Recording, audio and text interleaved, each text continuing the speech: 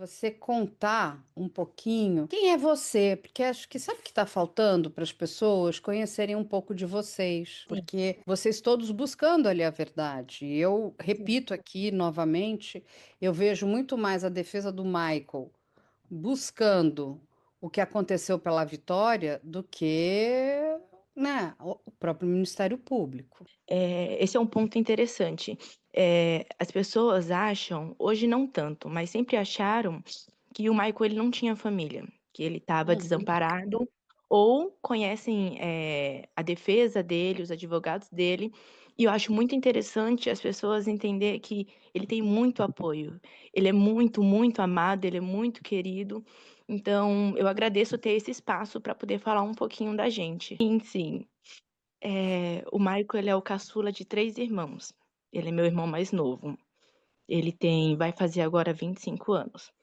E ele sempre foi o meu parceiro, principalmente na parte da infância, a gente tem uma diferença de 1 ano de idade.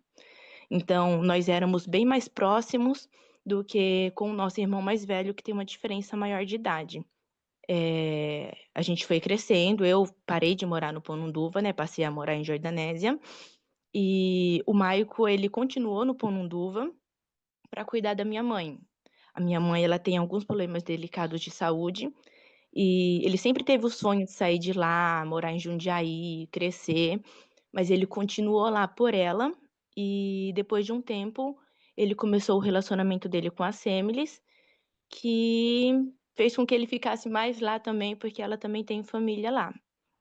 Eh, o Maicon, como pessoa, quem conhece ele sabe muito bem o quanto ele é risonho, o quanto ele é engraçado, o quanto ele está sempre disposto a ajudar. Todos os momentos que eu cheguei para ele e falei: "Olha, preciso disso, olha, me dá uma mão aqui", ele sempre, sempre esteve ali.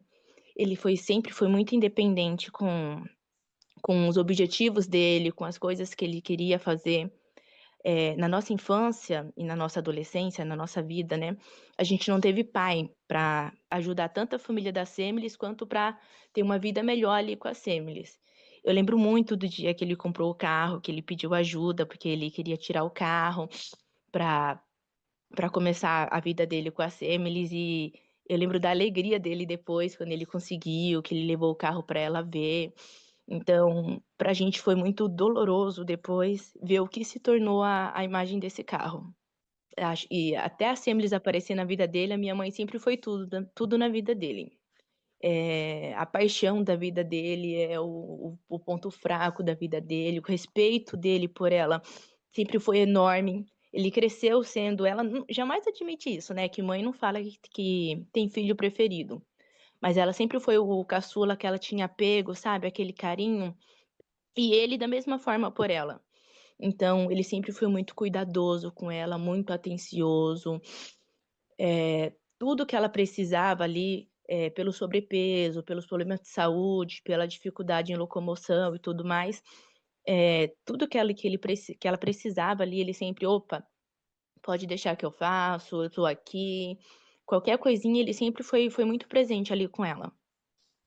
E me conta uma coisa, o Michael, né, quando a gente viu algumas vezes ele me parece uma pessoa muito tímida, ele é tímido, O Emanuele? Michael, ele é reservado com quem ele não conhece. Depois Tá. que você conversa com ele, é completamente diferente. Eu falo que ele é muito boca aberta, porque toda hora que eu olho pra ele, ele sempre tá sorrindo, ele sempre tá feliz, ele sempre tem uma piada, então pra quem é mais íntimo dele, sabe como ele é. E quando tudo isso aconteceu aí na vida do seu irmão, qual foi o impacto na sua família? Conta um pouco como é que isso tudo chegou aí para vocês. Sinceramente, Carla, demorou muito pra gente ter uma ideia do impacto que tudo isso causaria. Porque quando o nome dele foi citado e foi iniciada a investigação. Vamos dar uma pausada? Antes dela continuar explicando, vamos falar aqui com o Luigi, porque olha só, veja essa irmã, não Sim, é? É uma moça, né? É uma mulher falando da infância deles, né? Que eram dois irmãos muito unidos, não é? Ela conta da preocupação que ele tem com a mãe. A mãe tem, parece que, alguns problemas de saúde, Sim. né? Problemas esses que eu entendi que são sérios, não cheguei a entrar, né, para que ela me explicasse.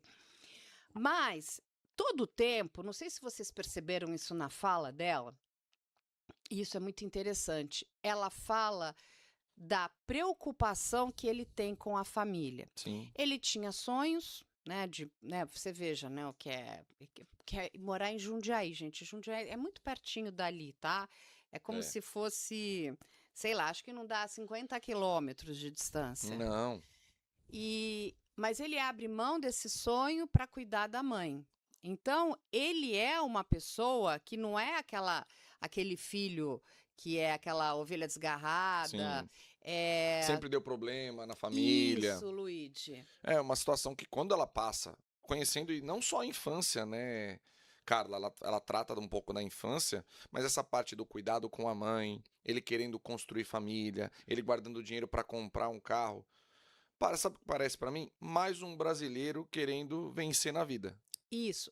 E aí, as pessoas vão fazer a seguinte pergunta: Ah, Carla, mas isso vai dizer que uma pessoa que é assim não pode cometer um crime? Lógico que pode. Lógico. Lógico. E a gente comete crimes, às vezes, sem a intenção. Olha o que aconteceu com a menina que foi arremessada, não é? Exato.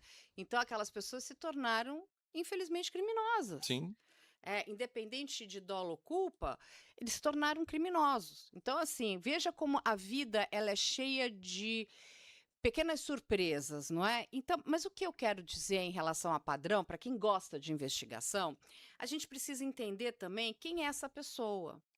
Porque um homem que está preocupado com a irmã, Sim. está preocupado com a mãe, são figuras femininas. Sim. E por que que isso é importante, gente? Eu volto a repetir aqui. Porque a cena do encontro do corpo da Vitória, ela é grotesca. Não é uma morte qualquer. Primeiro, tem um desrespeito muito grande com o corpo daquela moça. Sim. E isso chama a atenção.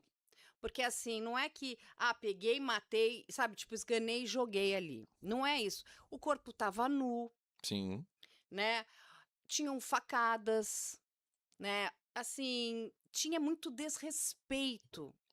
E não me parece, pelo que ela está contando, e ali é um depoimento livre e espontâneo da irmã dele, Sim.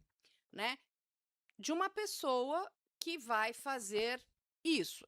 Aí vocês vão perguntar, mas ele não poderia fazer isso? Poderia. Mas ele teria que ter uma máscara social, gente, muito bem já trabalhada. E o que que é uma máscara social? Muitos criminosos, eu vou pegar um caso que todo mundo vai lembrar, Ted Bundy. Sim. Ted Bundy tinha uma máscara social perfeita. Ele estava casado, né? Então, assim, ele mantinha uma vida ali profissional. Então, quem olhava para ele achava: não, mas ele não vai matar mulheres. Vamos pegar o Gacy. O Gacy se vestia de palhaço e ia fazer, né, brincadeiras em festas infantis. Tinha a família. Ele tinha. Isso é a famosa máscara social. Sim. Mas, nitidamente, quando você olha tanto para o perfil do Bundy como para o perfil do Gacy, são pessoas que elaboram. Eu não consigo ver essa elaboração aqui no caso do Michael.